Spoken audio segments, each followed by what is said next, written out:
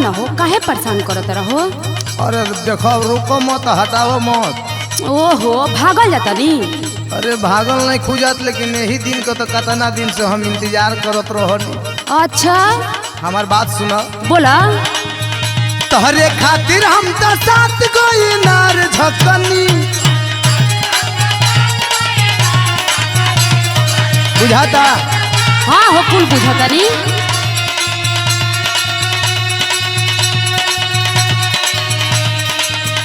पापा दिन धके अइले कई रात तकनी,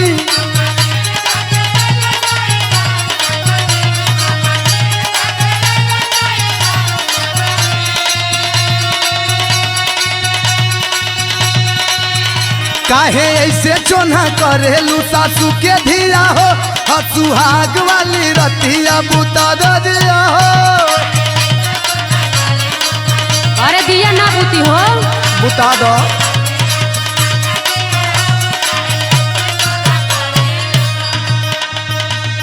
हमारो बतिया सुना। सुनावो जल्दी सुनावो। अभी से जिया पर घुंघूटा उठाव जनी हो,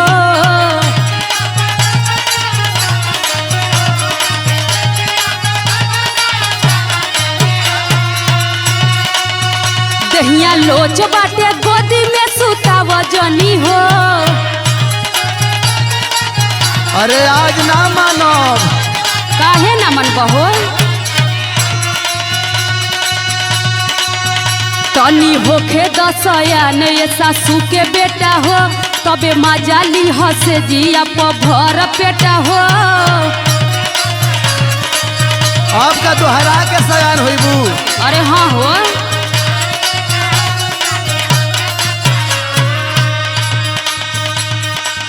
देखो अब इंतजार नहीं खे कोई सो करो।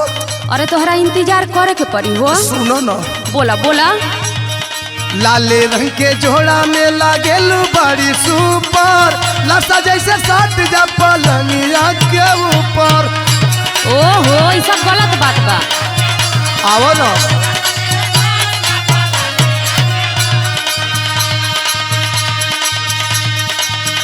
सहे भार हम तोहा के साहिब धनी हो,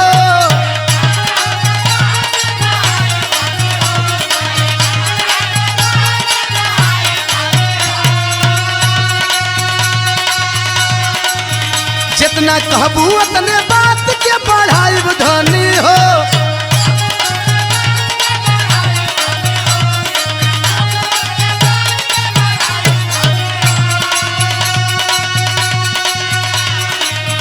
झूठे छुनुर मुनुर करेलू हम हाई पिया हो, सुहाग वाली रतियों बुता दो दियो हो।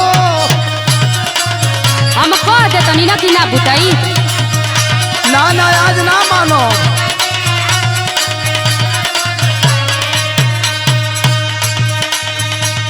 देखो मान जा, हम बार बार कहतनी। एकदम ना। सुना सुना। लागल बाड़ काहे तू करे के हमसे जबरी, सोचला पा बात पिया नाचे लागे खोपड़ी। सोच मत सीधा आओ। काहे ना सोची हो, सोचबू तो गड़बड़ेबे करबू। हम तो रोवे लागब से जिया पर राग धई के। ना ना देखो ऐसा मत करी है, सब कोई जागल बा।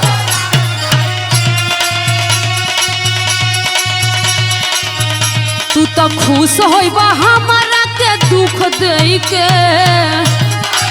अरे हमार सोना तो के दुख देब हो। अरे हाँ हो,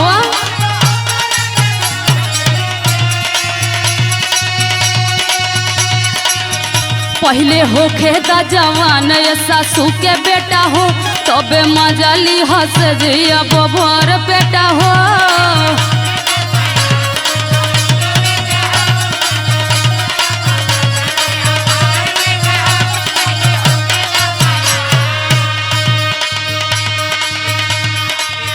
अरे दादा हो दादा हम बुझ गई नी। का बुझत रहो? आजकल के लड़की बाड़ी ढेर एडवांस हो, छोटे पर ही सीख ले करे के रोमांस हो। अरे ये का कहत रहो? बुझत निकुल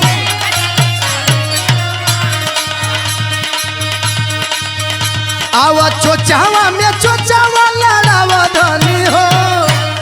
अरे ओहो जा होने हटा। आओ लड़े दो।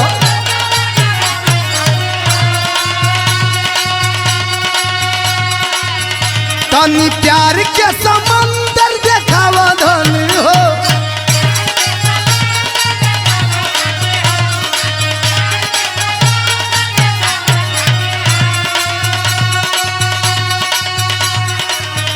बोलिया मीठा मीठा बोल के छुड़ा द जिया हो। और सुहाग वाली रतिया बुता द दिया हो।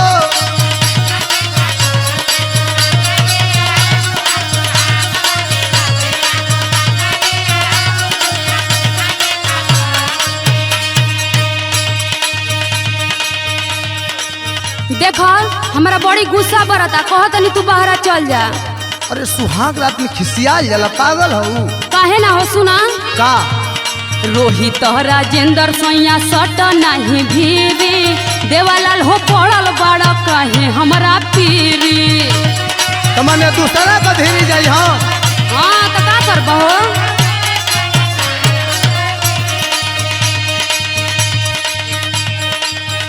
आदत धीरे धीरे कुछो के लगावल जाला हो।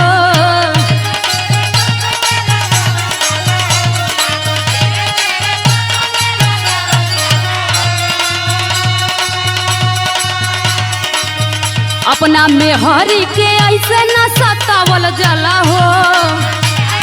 अब हमके लगल सिखावे।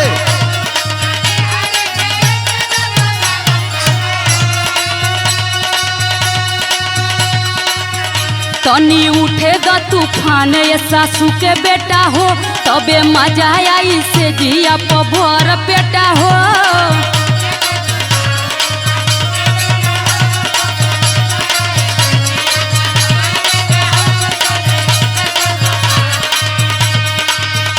और सुहाग वाली रतिया बुता द दिया हो। तबे मजा ली हसे जिया भर पेटा हो। काहे ऐसे चोना करेलू सासू के दिया हो। तबे मजा ली हसे जिया भर पेटा हो।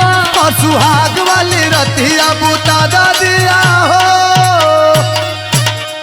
अब आओ ना। हम ना आइब हो।